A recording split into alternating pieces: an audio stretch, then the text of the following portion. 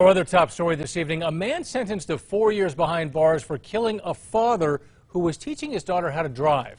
The judge in this case let him go home before heading to prison, and now that man has disappeared. News 13's Gabe Chavez is live downtown at District Court with the latest on this story. Gabe? Dean, when Francisco Reyes Merlos was sentenced here a couple months ago, the judge let him walk out the door with the promise that he would return and turn himself in to go to prison.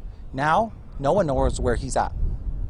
I think that it indicates he's kind of not understanding how serious this behavior is. It's been almost 3 years since Francisco Reyes Merlos crashed into Travis DeHart, killing him and injuring DeHart's then 15-year-old daughter. Police say Reyes Merlos was doing 90 on Montgomery when he broadsided the father and daughter while she was learning how to drive. He struck a plea deal and was looking at a 6-year max at his sentencing in late February. And the state argued for 6 years at initial sentencing, and the judge went ahead and gave him 4 years. District Court Judge Britt Baca-Miller also gave Reyes Merlos a month to turn himself in to start serving that sentence. But when the dealing rolled around on March 25th, Reyes Merlos pulled a vanishing act.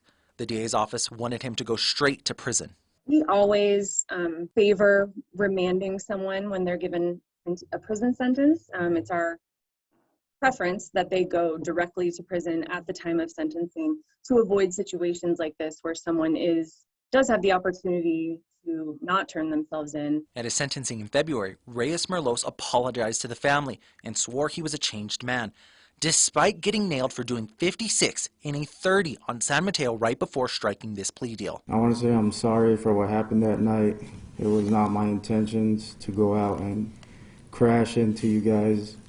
I've since then matured and I'm no longer that kid from 3 years ago speeding up and down Montgomery. There is now a warrant out for his arrest. We did try calling his cell phone earlier today to see why he hasn't turned himself in. He did not answer our calls. Back to you. All right, Gabe, thank you. Judge Baca-Miller did tack on a 5-year suspended sentence. The judge could make him serve those 5 years for failing to turn himself in. That would give him a 9-year sentence total.